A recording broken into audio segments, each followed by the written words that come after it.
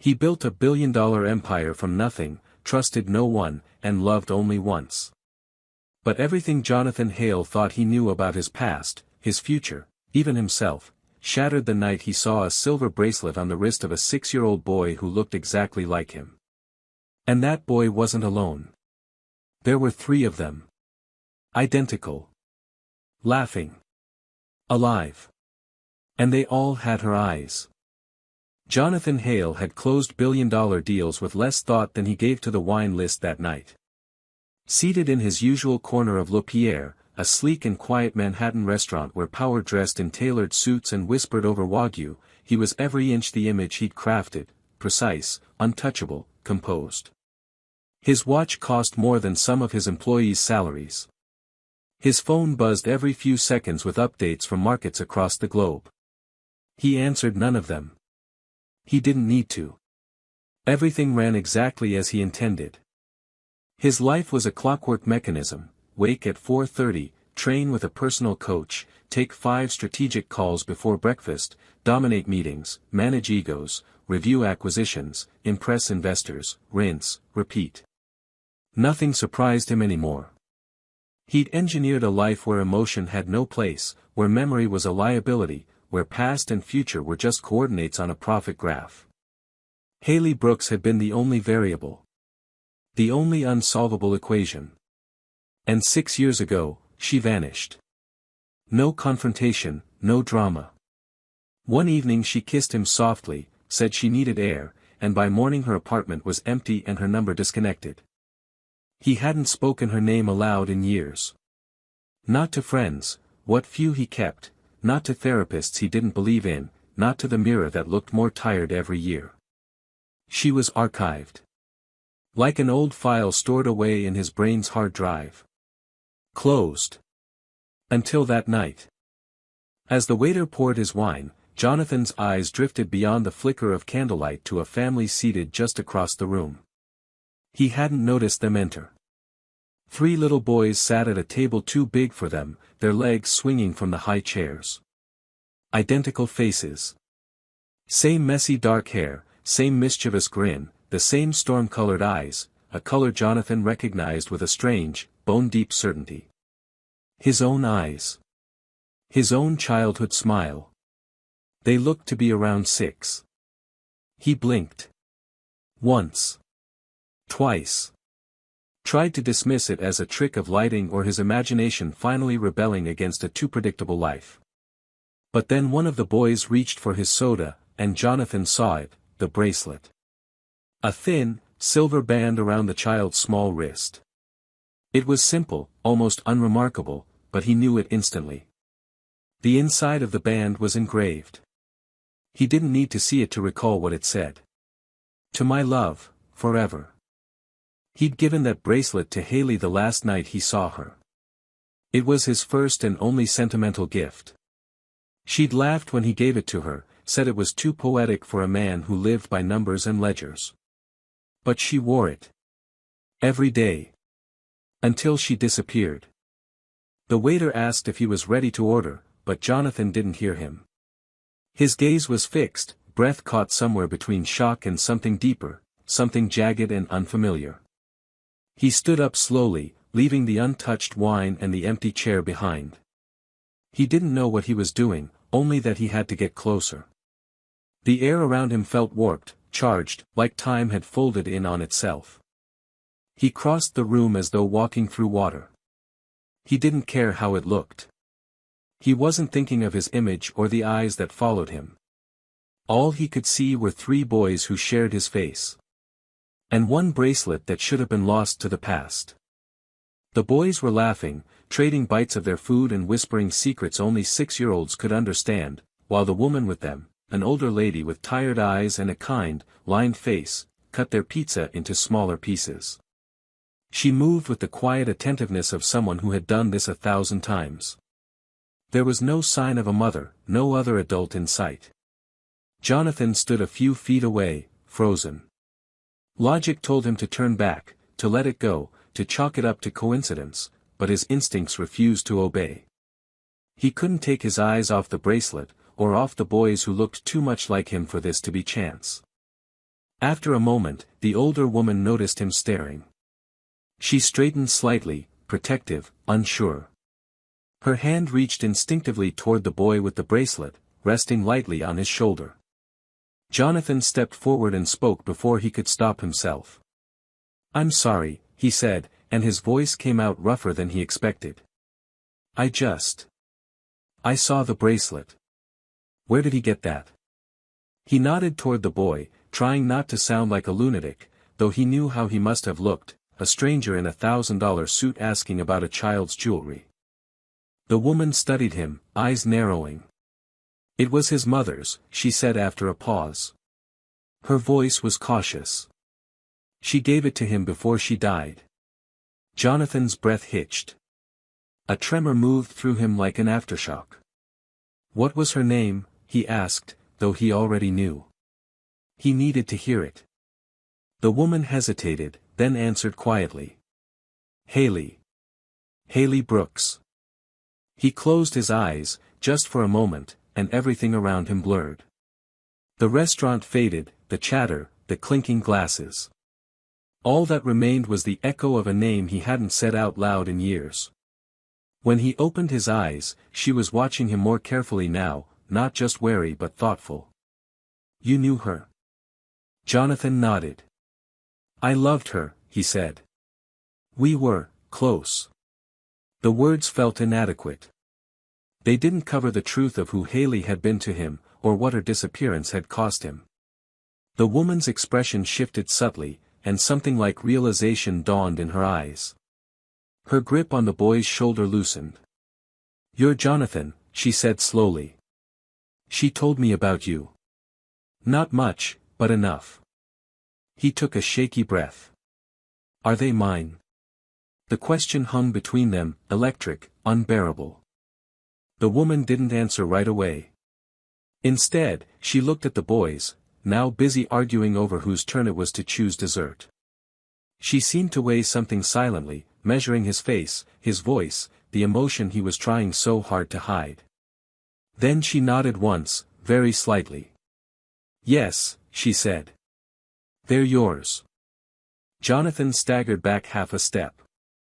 He had imagined this moment in quiet, half-formed dreams over the years, in what-ifs he never dared finish. But this wasn't a dream. It was happening, and he didn't know what to do with the flood rising inside him. They were his. And he had never known. "How?" he asked. "Why didn't she tell me?" The woman looked down. Her voice softened, touched with sadness. "She wanted to. I think she almost did, once. But she was scared." "You'd made your choice," she said. "The company, the empire. She didn't want to drag you into her quiet life, or risk being another person you left behind." Jonathan wanted to argue, to protest, to say he would have chosen differently, but the truth lodged in his throat like a stone. Maybe he wouldn't have. Not then. "I need to see them again," he said quietly, desperately. "Please." The woman hesitated. "They don't know you," she warned. "Not really. They know a name, and a story their mother told. But that's it." "Then let me change that," he said, and for the first time in years, Jonathan Hale didn't sound like a man in control. He sounded like a man trying to reclaim something he never should have lost. Later that evening, the woman, her name was Margaret, agreed to let him visit their temporary apartment. She didn't trust him fully, not yet, but something in his voice must have convinced her he wasn't lying, or maybe it was the unmistakable way the boys had looked at him with subtle confusion, as if something inside them already knew. The building was modest, tucked into a quiet street in Queens. It was the kind of place Haley might have chosen, unassuming, peaceful, real. Jonathan had never set foot in a neighborhood like this. Not since college, and even then only briefly. He felt out of place in his tailored coat and polished shoes, a monument of corporate power standing awkwardly in a world built on simplicity.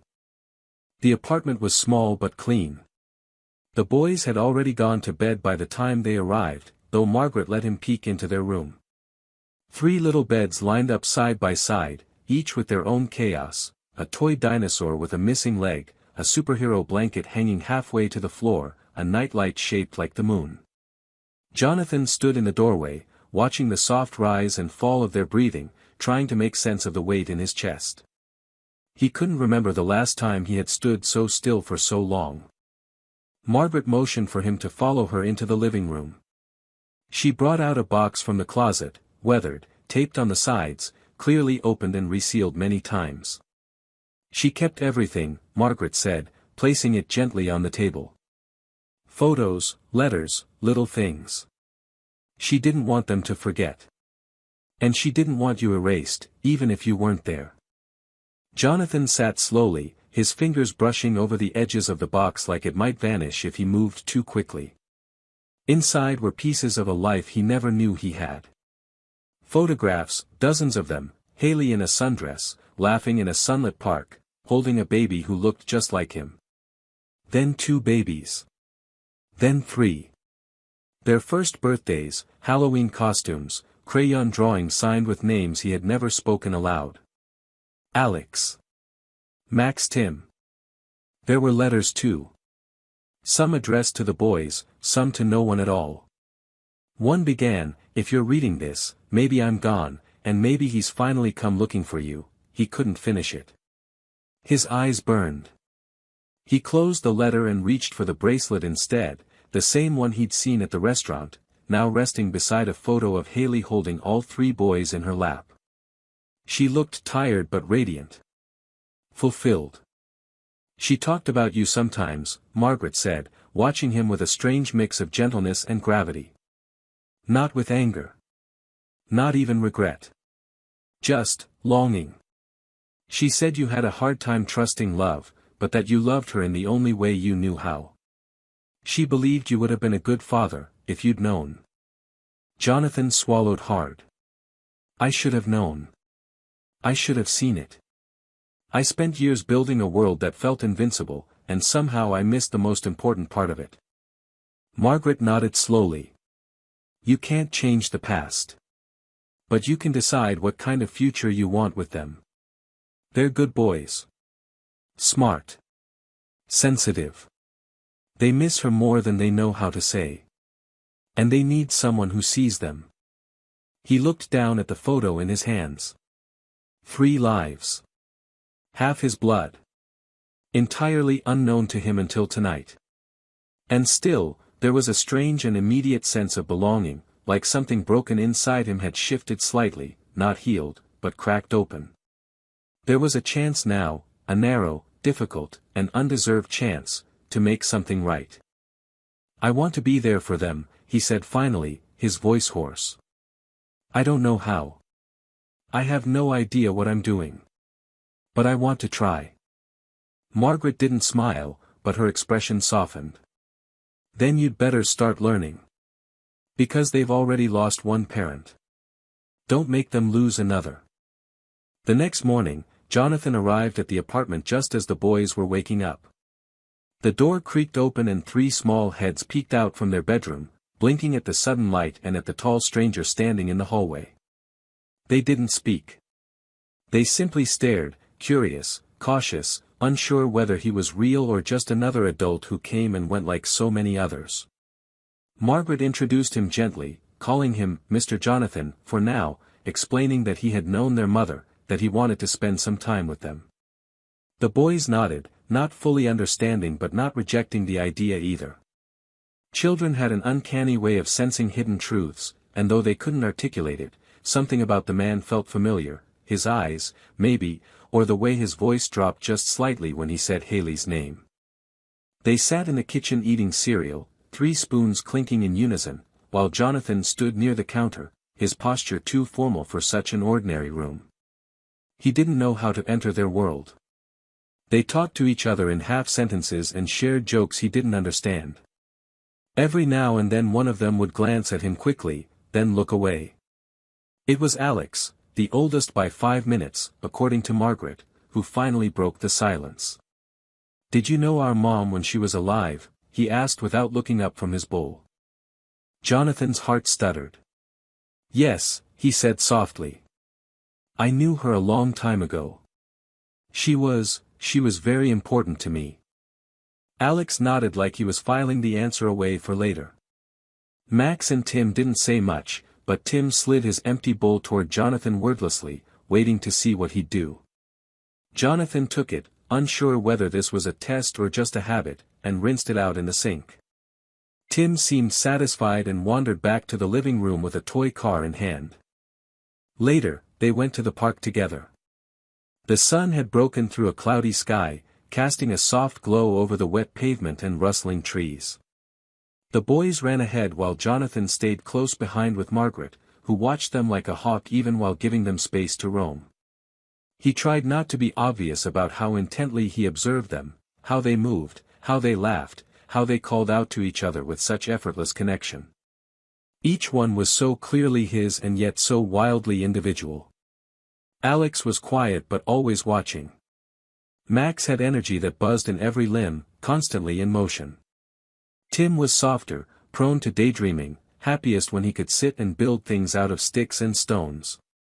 Jonathan felt like a visitor in a country he used to belong to but had long since forgotten how to speak the language. He tried joining their game on the swings but struggled to keep up. They didn't mock him, just giggled and ran ahead again. Still, they didn't push him away. That was something. That evening, when he returned home to his empty penthouse, the silence was unbearable. The rooms were pristine, untouched, filled with glass and chrome and everything expensive, yet it all felt artificial. He stood in his designer kitchen with the lights off and thought about the sound of 3 bowls clinking together, the weight of Tim's small bowl in his hand, the way Alex's question had hung in the air like a challenge. Unable to sleep, he called his assistant and instructed her to clear his schedule indefinitely. Meetings, board reviews, travel, everything. He didn't tell her why, just that it was urgent and personal. She didn't ask questions. No one ever did. The next day, he went back to Queens. And the day after that. And the day after that. The visits became routine. He would show up in the morning, walk them to school with Margaret, pick them up in the afternoon, try to help with homework even when he didn't understand what kind of math 6-year-olds were doing these days. He read to them before bed, sometimes stumbling over the voices, sometimes getting it right enough to make them laugh. At first, it felt like he was performing, auditioning for a role he didn't deserve. But slowly, something began to shift. They started asking him questions. They let him sit closer. Max invited him into his blanket fort. Tim drew a picture of the 4 of them and handed it to him without a word. Alex still didn't say much, but one night, as Jonathan was tucking them in, he looked up and asked, "Why didn't you come before?" Jonathan didn't lie. He didn't pretend. He just knelt beside the bed and answered with the truth, even though it burned. "Because I didn't know you existed. And because I wasn't ready to be the kind of person your mom deserved. But I'm here now. And I'm not going anywhere." Alex looked at him for a long moment, then nodded slowly and pulled the blanket up over his head. It wasn't forgiveness. But it was something close. Jonathan had always believed that excellence came from control of time, money, image, outcomes. But nothing about being a father could be controlled, at least not in the way he was used to. There were no metrics, no quarterly reports, no formulas to calculate how much a child would trust you. The boys challenged him in ways he had never experienced, not with defiance but with their raw honesty, their need for consistency, their sudden silences that said more than words ever could. He had stepped into their lives quietly, uncertainly, and now found himself caught between who he had been and who he was desperately trying to become. He moved into a modest apartment 3 blocks from Margaret's, determined to be nearby without overwhelming them. Every morning, he showed up with breakfast, sometimes a little too fancy, like croissants from a French bakery they didn't care about, but he was learning. Pancakes worked better. Cereal with the marshmallows they liked. Juice boxes instead of pressed juice. He was learning to speak their language, not just through words but through gestures, through being present. Helping with homework turned into an exercise in humility. Tim liked drawing animals with human names and wanted Jonathan to sit beside him and invent stories. Max needed someone to listen to his theories about space and dinosaurs and how they might be connected. Alex, guarded as ever, asked questions that felt more like emotional puzzles. Why did Mom always wear that old sweater when she was sad? Did you ever make her laugh? And Jonathan answered every one with as much truth as he could offer, even when it made him ache. He read parenting books late at night, watched old videos of Haley that Margaret eventually shared, tried to mimic the gentle firmness she had in her voice, the way she crouched to their eye level, the way she laughed freely, without fear of being misunderstood.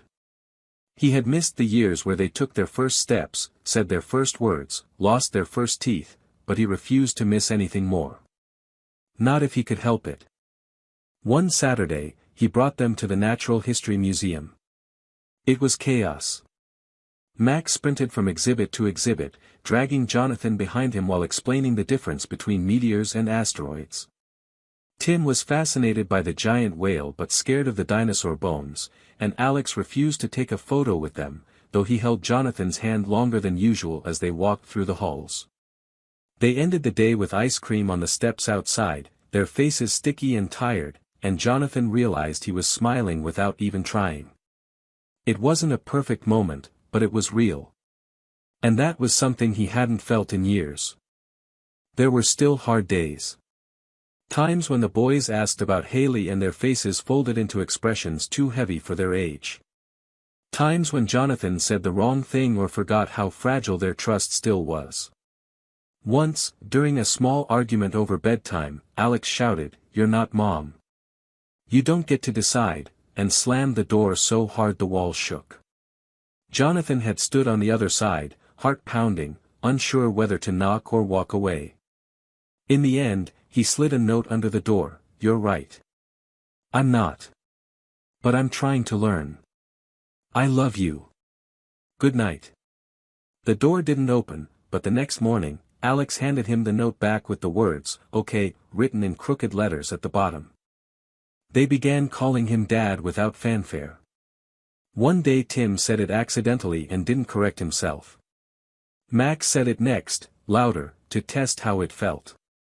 Alex waited a few weeks, then used it softly while asking for help with a project. Jonathan didn't comment on it. He didn't need to. The word settled between them like a small, living thing, delicate, but growing. Every night before bed, they asked for a story. Jonathan didn't know many, so he started telling them stories about their mother, the way she used to dance in the kitchen while burning toast, how she once got lost in Central Park for an hour because she refused to ask for directions, how she cried the first time she saw snow after moving to New York. He spoke of her with reverence, not because she was gone, but because her presence was still so real in everything they did. And in those stories, the boys learned not just about her, but about him. Jonathan was no longer the man who ruled boardrooms with silence and fear. He was someone who sat cross-legged on the floor building Lego towers at 7 a.m., someone who knew each boy's favorite snack and which nightlight needed new batteries, someone who held their drawings like they were stock certificates.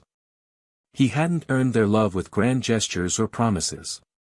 He was earning it, slowly, by being there. And for the first time in his life, he understood what it meant to build something that truly mattered.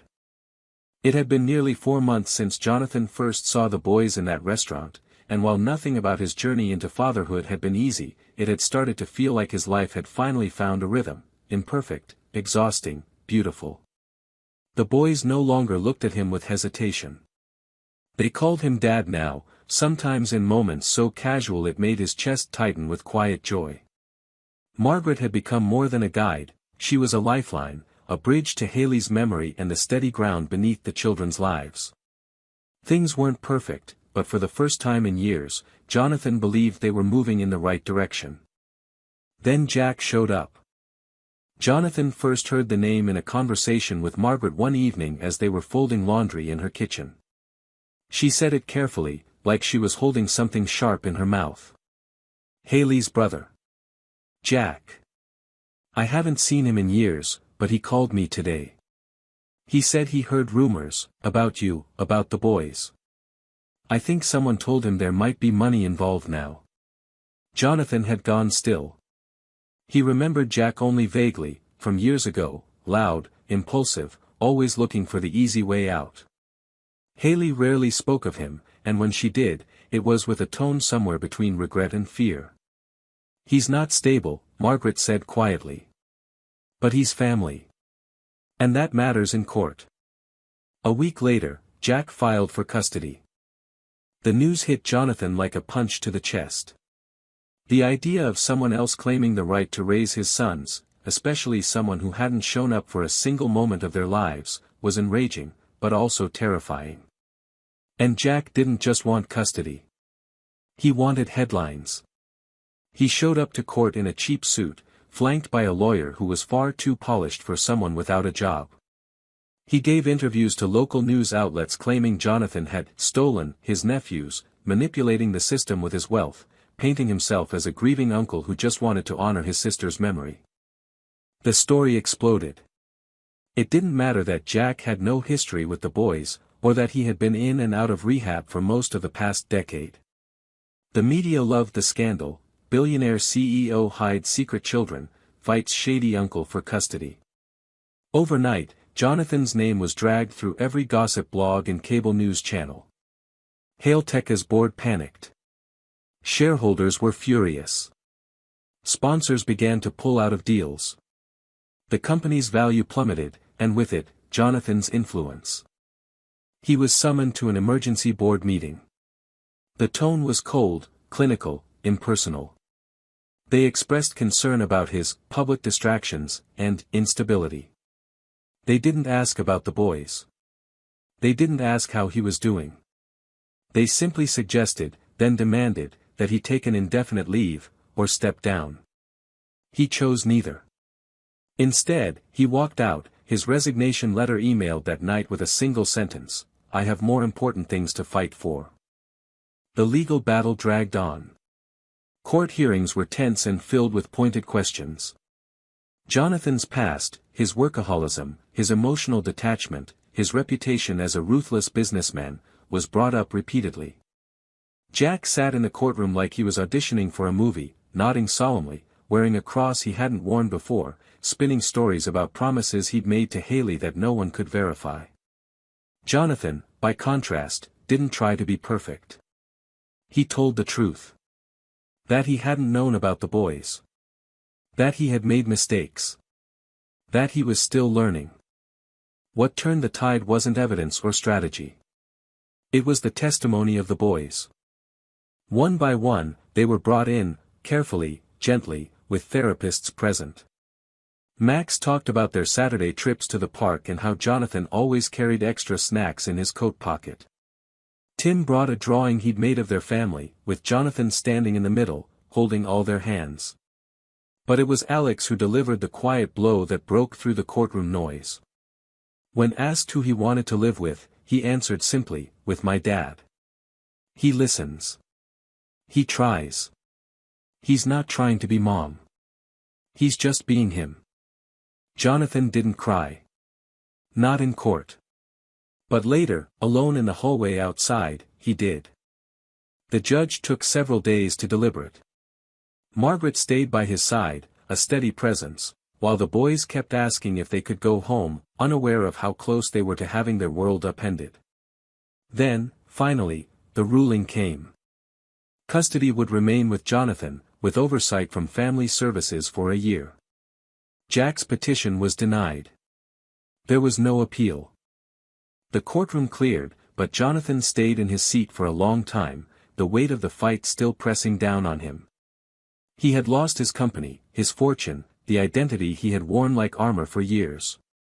But when he returned home that night and opened the front door to find 3 small bodies launching into his arms, all talking at once about school, about cartoons, about what was for dinner, he realized he hadn't lost everything. He had finally found something worth losing everything for. The weeks that followed the court ruling were a strange mixture of relief and aftermath. On paper, Jonathan had won. The boys were his, legally, completely. There would be check-ins from child services, yes, but that didn't scare him. What scared him more than anything, was the quiet that settled after the chaos. It was the silence left by a career that no longer existed, the absence of headlines, the echo of an identity he had built and then left behind. For most of his adult life, he had been Jonathan Hale, CEO, a name that opened doors and made people stand straighter when he entered a room. Now, he was just Dad, and though it was the name he'd learned to love the most, it came with a weight he wasn't always sure he could carry. He sold the penthouse. There was no need for it anymore, and besides, he hated how cold it felt now. He found a small house in the same neighborhood where Margaret lived, close to the boys' school, with a creaky porch and a backyard they could actually play in. It wasn't glamorous, but it was theirs. The boys picked out paint colors for their rooms, argued over bunk beds versus separate beds, and insisted on putting up glow-in-the-dark stars on the ceiling, even though Jonathan initially thought they were tacky. By the end of the week, his ceiling had more constellations than the real night sky, and he couldn't stop smiling every time he looked at them. He found himself struggling with simple things he'd never had to do before. Budgeting groceries. Helping with school projects that required glitter and glue guns. Scheduling dentist appointments. There were moments when he felt completely unequipped, like when Max got sick and threw up in the car, or when Tim cried for an hour straight after having a nightmare and wouldn't say what it was about. But there were also moments that made the chaos feel worth it. Quiet breakfasts where no one was in a rush. Weekend mornings spent building pillow forts in the living room. The sound of 3 voices yelling, "Dad," when he walked in the door after picking up dinner. Still, the shadow of everything he had left behind followed him in ways he hadn't expected. People whispered. Former colleagues avoided him in public. His name, once synonymous with innovation and strategy, now carried an undertone of scandal. Some news outlets called him reckless, others called him brave. He stopped caring what they called him altogether. But what he couldn't ignore was the look on Alex's face one day when he came home from school unusually quiet. That night, after the younger boys had gone to bed, Jonathan sat with Alex on the back steps, watching the sky begin to dim. "You okay?" he asked, not pushing, just asking. Alex shrugged. "A kid at school said you lost all your money." Jonathan let out a breath. "Yeah," he said honestly. "I did." Alex kicked at a stone with his shoe. "Are we poor now?" The question was simple, but the weight of it hit hard. Jonathan thought for a moment. "No. We're not poor. We don't have the same things we used to, but we have what we need. We have a home. We have each other. That's more than I had when I had all the money in the world." Alex nodded slowly, and after a few minutes, leaned his head against Jonathan's arm. He didn't say anything else, and he didn't have to. At night, after the boys were asleep, Jonathan would sometimes walk through the house in silence. In the hallway was a framed photo of Haley, the one Margaret had given him from the old box. She was holding all 3 boys, hair messy, smiling with the kind of tired joy that only came from deep love. On the table below it sat the silver bracelet. He had found a way to restore it and placed it in a glass case, no longer something hidden or lost, but honored. He thought about her often. What she would say if she saw all this. How she'd laugh at the disaster he'd made of their first science project. How she'd tease him for burning grilled cheese. How proud she might be. Not of the man he once was, but of the one he was becoming. One evening, Margaret stopped by for dinner. The boys were loud, messy, sticky with barbecue sauce, and proud of it. She looked around the chaos and smiled. "You look exhausted," she said, sipping her tea. "I am," Jonathan admitted. "You also look happy." He paused for a moment, looked around at the evidence of that truth, crumbs on the floor, a fort made of couch cushions in the corner, laughter echoing down the hallway. "Yeah," he said. "I think I am." There was no boardroom waiting for him. No stock ticker climbing. No 5-year plan. But there was something better, an imperfect, vibrant, constantly moving life filled with the kind of noise that healed instead of harmed. He hadn't just stepped away from the world he once knew. He had stepped into something entirely new. Something real. Something worth every sacrifice he had made. Spring arrived gently that year, bringing with it the kind of quiet transformation Jonathan barely recognized until it was already in full bloom. The boys no longer needed him to prove anything. They no longer stared at him with cautious eyes or asked questions with invisible conditions behind them. They knew he would show up. They knew he would listen. And more importantly, they knew he would stay. The sharp edges of grief and uncertainty had softened into something steadier, something that held their little family together even on the hard days. There were still moments of sadness, especially when someone mentioned Haley, or when a memory snuck in through a scent or a song, but the sadness no longer swallowed them. It sat beside them, like a familiar guest, and they learned how to live with it. Jonathan had started a foundation in Haley's name, a small non-profit designed to help single mothers with housing, education, and childcare. He didn't make a show of it, didn't hold galas or pose for magazine covers. He worked quietly, building partnerships, funding programs, listening to women who had gone through what Haley had gone through alone. The work gave him a new kind of purpose, one that didn't revolve around quarterly earnings or market trends. It wasn't glamorous. It was slow, frustrating, humbling.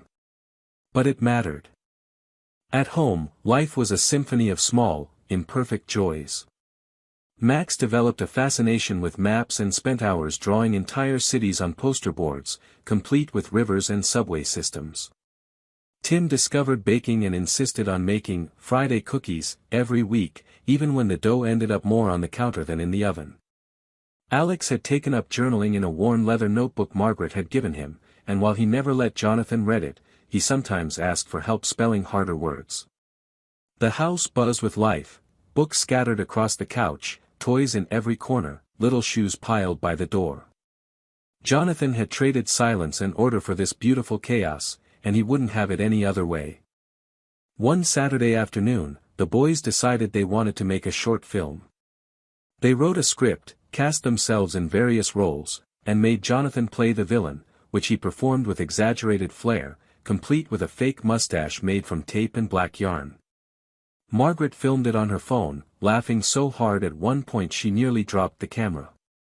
When it was done, they watched it on the TV like it was a real premiere, popcorn in bowls, the lights off, credits and all. After the credits rolled, the screen went dark, and for a moment, no one said anything. Then Tim whispered, "Mom would have loved this," and Jonathan felt his throat tighten in the best possible way.